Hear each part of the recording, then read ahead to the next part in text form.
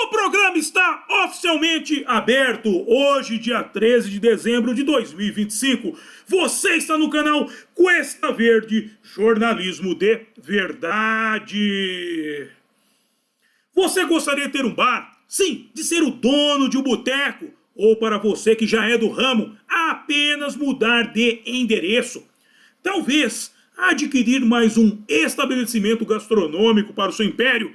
Bem, o Naldo's Bar está à venda. Sim, o meu amigo Naldo quer se aposentar e por isso está vendendo seu bar. Bar que fica em um ponto privilegiado, na divisa entre Santos e São Vicente, junto aos tambores. Com um detalhe, por se tratar de um estabelecimento tradicional, você estará adquirindo mais do que um bar, estará adquirindo uma história. Logo, entre em contato com o Cuesta que eu faço o meio de campo entre você e o Naldo, ou vá diretamente lá, sendo que o contato do Cuesta e o endereço do Naldo's Bar estão na descrição. É isso aí, gente, vamos aproveitar que chegou o sábado quente, aquele calor do inferno, né? Que só na ilha de São Vicente que se sente, né? Então, aí vá ao Naldo e peça uma geladinha gelada. O Naldo fala, geladinha gelada? Essa é coisa do seu Mateus. Dito isto, livro de oração em mãos, e quem não tiver, mãos em posição de prece, muito respeito, que respeito é bom e a divindade gosta. Página 70, oração ao Senhor.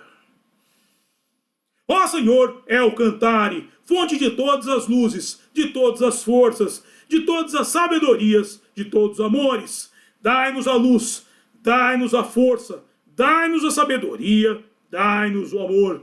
Ó Senhor, nosso Pai, protegei a terra, planeta do amor. Protegei-nos de todos os males, dai-nos do futuro. Ó Senhor, muito obrigado por nos dar a luz. Agradecemos de coração.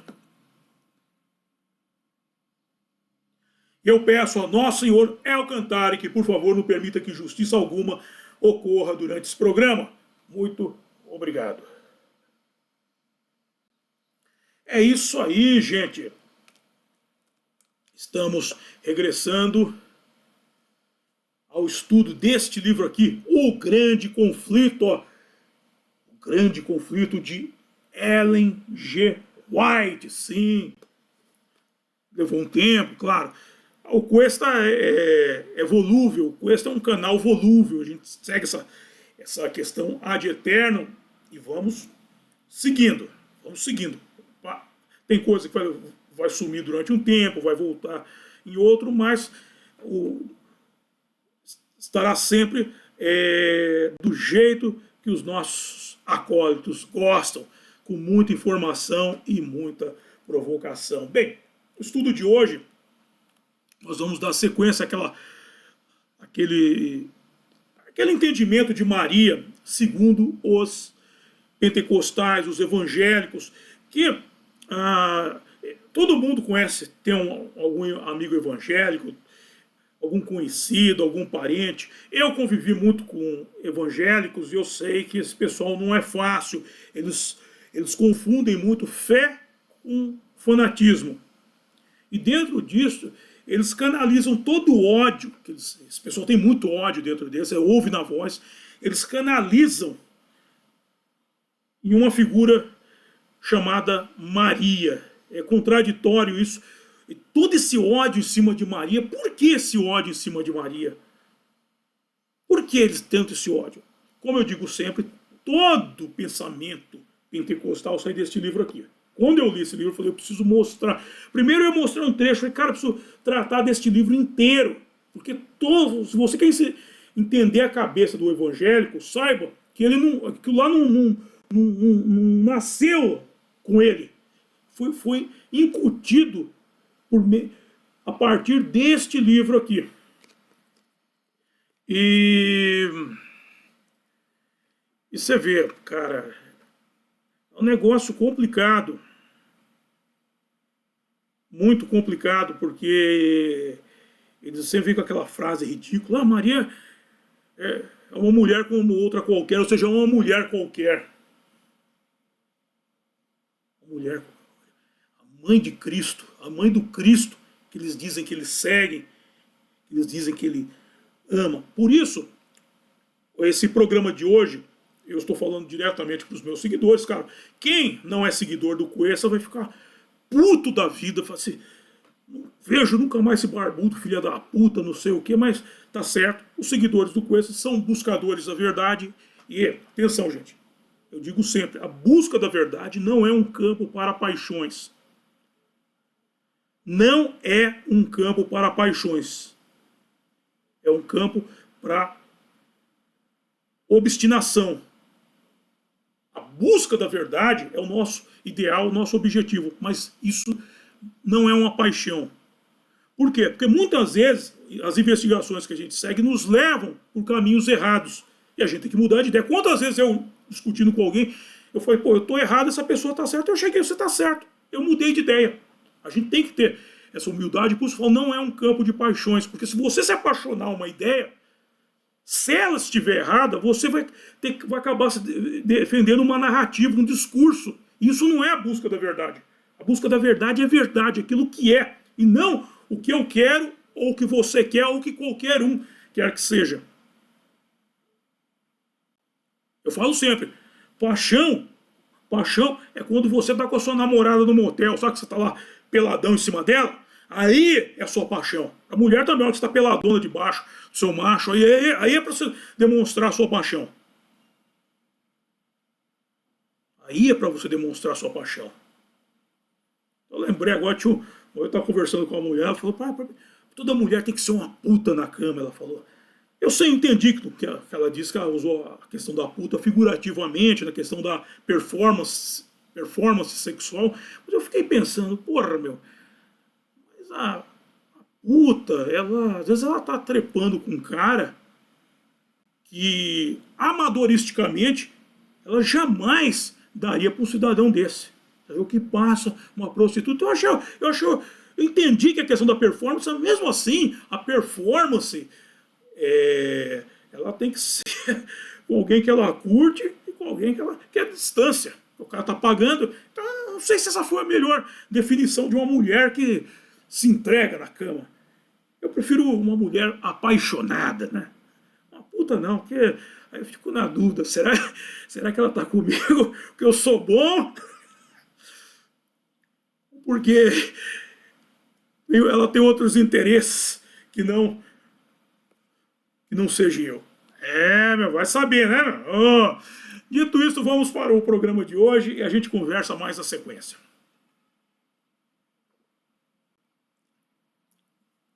No programa Francis e Amigos, a verdade sobre o catolicismo da SBC, há um trecho, aliás, o maior trecho do programa em que ele trata de Maria, sim, a mãe do Cristo, a mãe do Filho do Deus hebreu, segundo a tradição esotérica cristã.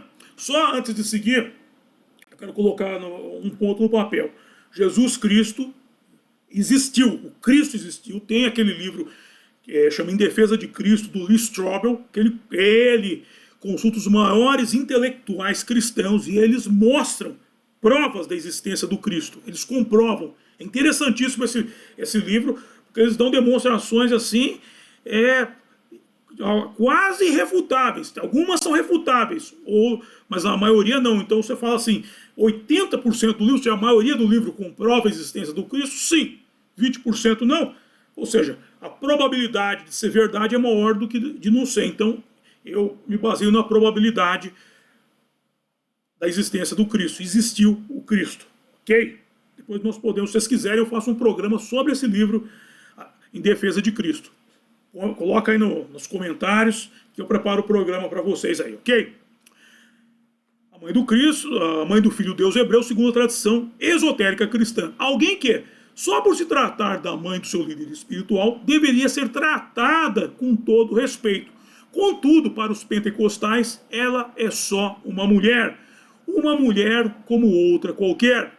Aí vem uma questão, o que é que o Cristo pensaria disto? O que é que ele pensaria ao ver a mulher que ele sempre chamou de mãe? A única pessoa que o acompanhou do primeiro ao último momento de vida ser menosprezada por gente que diz amá-lo. Eu deixo a questão para quem está me ouvindo. Agora, vamos para o programa. Para a parte em que Mike Muserol diz que agora vamos para Maria. Uma das grandes distinções entre a Igreja Católica Romana e a Igreja Protestante é como vemos Maria. Antes de tudo, deixe-me dizer isso, acredito que Maria foi uma grande mulher, uma mulher de grande fé. Eu acredito que Maria foi usada por Deus em um momento muito importante da história da humanidade, a encarnação de Cristo. Um ponto curioso na argumentação deles, pois eles se valem de um sofismo puro. Pois, por um lado, dizem que ela era uma grande mulher, que tinha muita fé e coisa e tal. Pelo outro, dizem que ela só foi usada por Deus. Ou seja, ela não tinha mérito algum.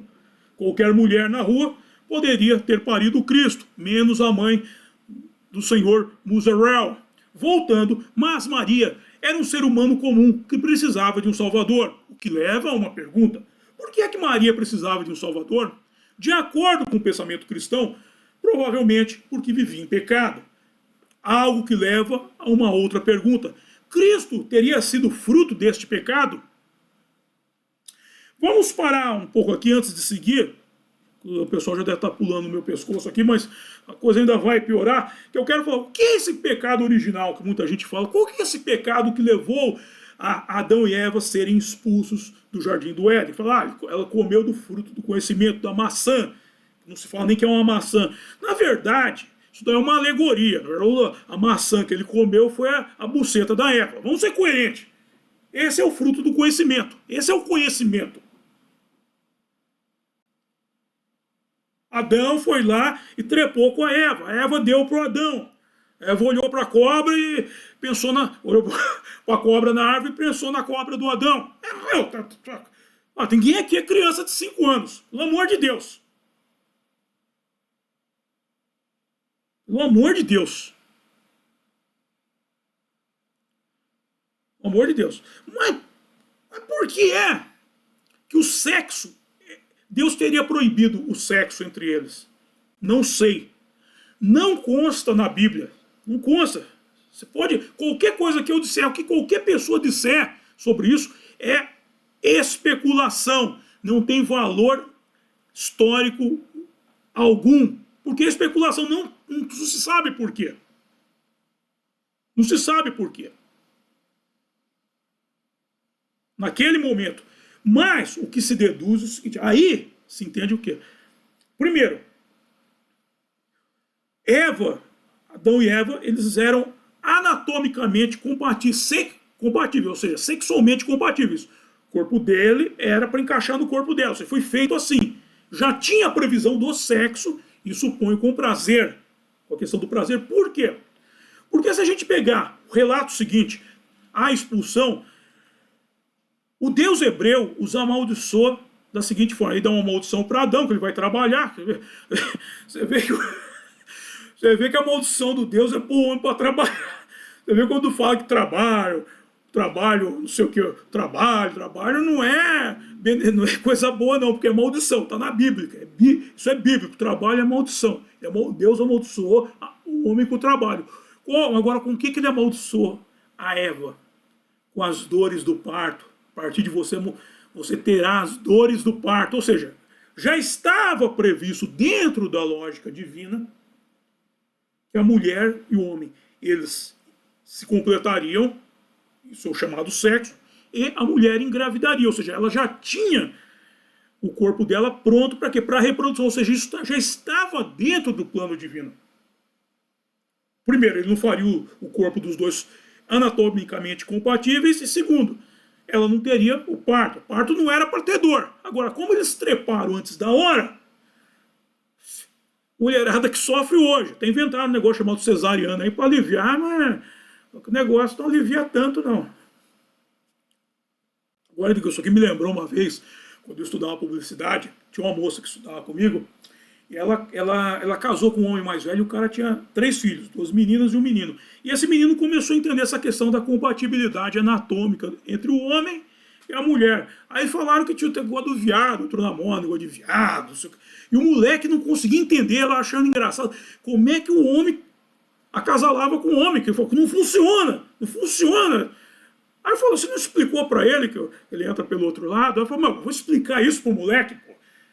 O moleque já tá com a cabeça, quebrando a cabeça para entender, eu vou explicar que enfia pelo outro lado, velho. E se ele quiser enfiar na mulher também, fala, tem mulher que gosta. Falou, ó, não é o meu caso. É bom saber, né? Vai que é. Todo caso, vamos dar sequência. Vamos ao caso do centurião Pantera. Agora o negócio vai pegar fogo. Vamos lá.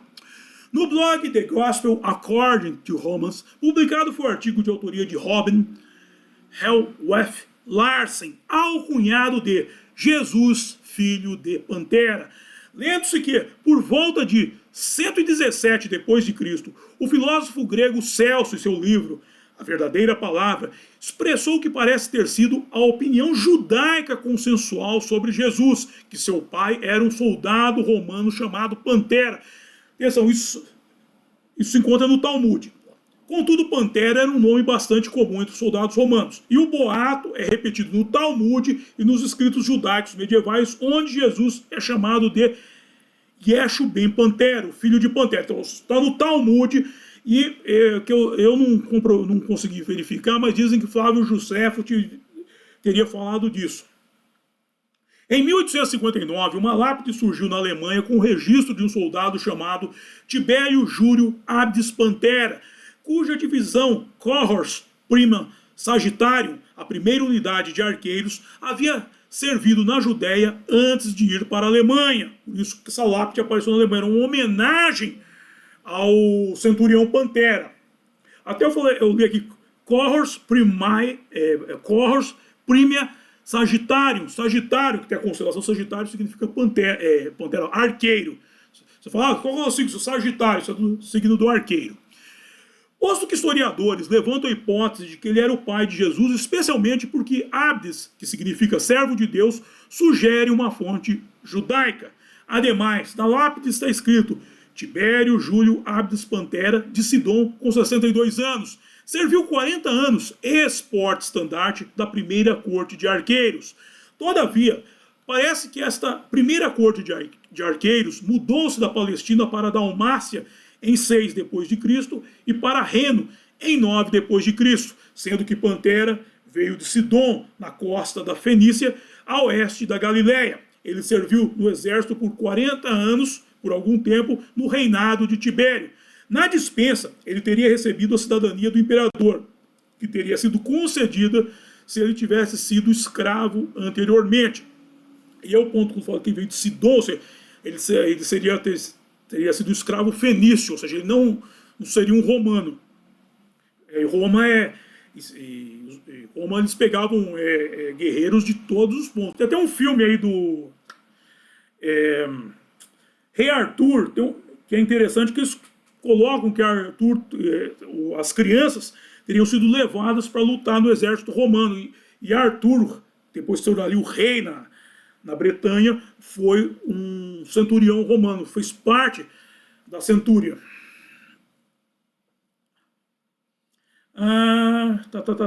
Sem mais, Tibério governou do ano 14 ao 37 depois de Cristo. Os 40 anos de serviço de Pantera teriam, portanto, começado entre os anos 27 a.C. e 4 a.C. Como Pantera provavelmente teria cerca de 18 anos quando se alistou, isso significa que ele provavelmente nasceu entre 45 a.C. e 22 a.C. Em 6 depois de Cristo, quando Jesus tinha 12 anos, Judas da Galiléia liderou uma revolta popular que capturou Séforis, a capital da Galiléia. A revolta foi esmagada pelos romanos cerca de 6 quilômetros ao norte de Nazaré. Isso aqui é tudo naquela região. E é possível e atraente para os amantes da ironia histórica que Pantera e José tenham lutado em lados opostos. Aliás, só fazendo um adendo aqui, deixa eu ver como está o tempo, tem tempo ainda. No livro O Evangelho segundo Jesus Cristo, do José Saramago, ele mostra muito isso, que na verdade, não que José teria lutado contra os romanos, mas que ele estava naquela região, ele foi pego, foi aprisionado e crucificado, inclusive. Inclusive no livro tem uma cena em que Maria, Jesus e seus irmãos, eles vão ver José na cruz. Jesus teria brigado antes com José se tiver um desentendimento. Se vocês leem o livro, não ficar contando aqui. Com tudo isso, ele já estava meio revoltado, isso atenuou a revolta dele e ele deixou Nazaré e foi vagar pela Galileia. E aí começaria o livro não tem isso abertamente, mas isso é uma palavra minha, não é do livro, mas aí teria começado o ministério dele aí. No livro não mostra isso, mas é o que eu vou falar só a título de explicação, ok? Vamos lá. É possível e atraente para os amantes da ironia histórica que Pantera e José tenham lutado em lados opostos. Como nunca mais se ouve falar de José, ele pode muito bem ter sido morto na batalha ou ter estado entre os 2.000 rebeldes judeus crucificados depois, como no livro do Saramago. Mas só fazendo um adendo, ele não teria lutado, ele foi morto por estar no lugar errado na hora errada. Portanto, a possibilidade de Tibério Júlio Abdes Pantera ter sido de fato o pai de Jesus. A única coisa que sabemos com certeza é que o marido de Maria, José, não era o pai e Maria já estava grávida quando se casaram. Isso é fato bíblico. Pode ter sido estupro ou Maria pode ter sido uma jovem adolescente selvagem que se apaixonou por um homem bonito de uniforme. Mesmo que ele fizesse parte de um exército de ocupação, acontece. E eu acrescentaria mais uma pergunta. Pode ter sido um milagre? Também acontece. Ou seja, os pentecostais agora estão loucos da vida comigo, os evangélicos. Mas a argumentação deles, como eles dizem que Maria era uma mulher qualquer, ou seja, era uma mulher qualquer, ela poderia ter se relacionado incestuosamente com o centurião Pantera. Isso está dentro da lógica deles. Esse pessoal é tão ruim de argumentação, eu falo isso, esse pessoal é tão ruim de argumentação que eles não percebem isso. Para justificar, só era uma mulher de fé. Mas mais para frente, só, mas era uma mulher como outra qualquer. Mas era uma mulher de fé ou não era? Cristo é o filho de Deus, o filho de José, o filho do Pantera. Ele diz, fato, não é filho de José. Maria já estava grávida. Seria o filho de Deus ou do centurião Pantera? Qual que é a hipótese? Seria um milagre? Milagres acontecem. Cristo poderia ser uma alma com uma missão, uma alma especial com uma missão, e filho justamente do centurião Pantera, o fenício? Poderia ser também. Não há como saber. É igual que eu falei para vocês a respeito do Jardim do Éden. É tudo especulação. Contudo, precisa se tomar cuidado com a argumentação, principalmente os evangélicos, porque vocês abrem margem para coisa. Já tem o relato bíblico. Eu não sei de onde que eles tiraram essa história do Pantera. Não se sabe. É aí que mora o perigo. Alguém viu Maria flertando com o Pantera? E por que Mateus, você não concorda com os evangélicos? Você é a favor da tese do milagre? Sou. Por uma razão que eu vou explicar numa outra oportunidade. Maria não era uma mulher qualquer. Isso está até no Alcorão. E eu vou soltar aqui vou deixar uma provocação no ar. Maria, não conta para ninguém, era uma vestal. Era uma virgem vestal. Era uma sacerdotisa preparada para esse momento. O Alcorão não fala diretamente, mas dá a entender. E, à época, nós tínhamos o misticismo, não era essa coisa como o cristianismo, ele não era essa coisa primitiva que as pessoas pensavam. Para vocês terem uma ideia, os judeus já tinham a cabala, o misticismo deles era a cabala que eles trouxeram do Egito. Moisés aprendeu a cabala e transmitiu os conhecimentos cabalísticos para eles. E existiam os essênios, vários grupos religiosos existiam naquela época.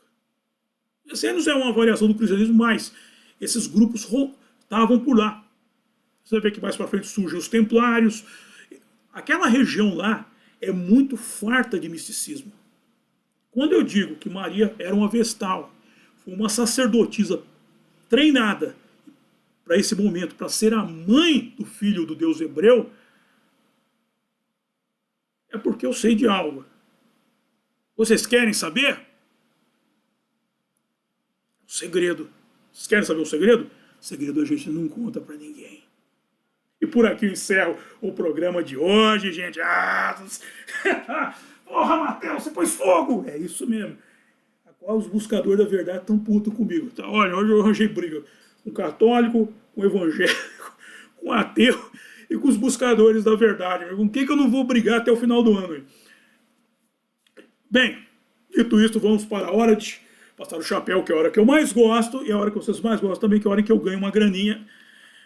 E os métodos para essa graninha chegar até mim estão aqui, que é a arrecadação de fundo por via indireta, por meio dos meus livros aqui, A Máquina da Verdade, desse livro Menino Veste Azul e Menina Veste Rosa, pode dar para molecada, que aqui não tem putaria.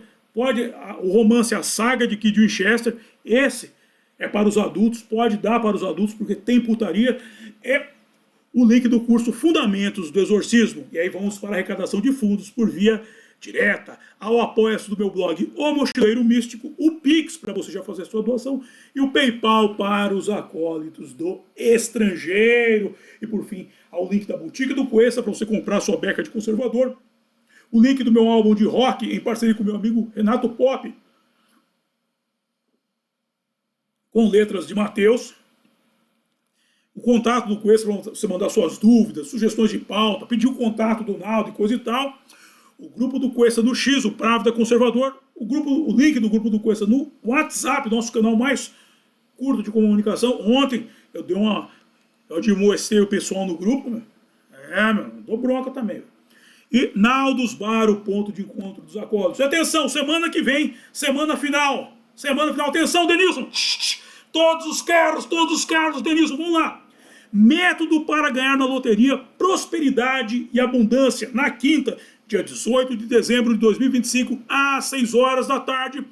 Método para ganhar na loteria O Inverno Está Passando, na sexta, dia 19 de dezembro de 2025, às 6 horas da tarde. E método para ganhar na loteria Pessoas Suaves, no sábado, dia 20 de dezembro de 2025, às 6 horas da tarde, às 18 horas. No sábado, dia 20 de dezembro de 2025, às 18 horas, método para ganhar na loteria Pessoas Suaves. Na sexta, dia 19 de dezembro de 2025, às 18 horas, método para ganhar na loteria O Inverno Está Passando. E na quinta, dia 18 de dezembro de 2025, às 18 horas, método para ganhar na loteria Prosperidade e Abundância. Dito isto, eu quero agradecer a todos vocês que me acompanharam e até a próxima. Bye!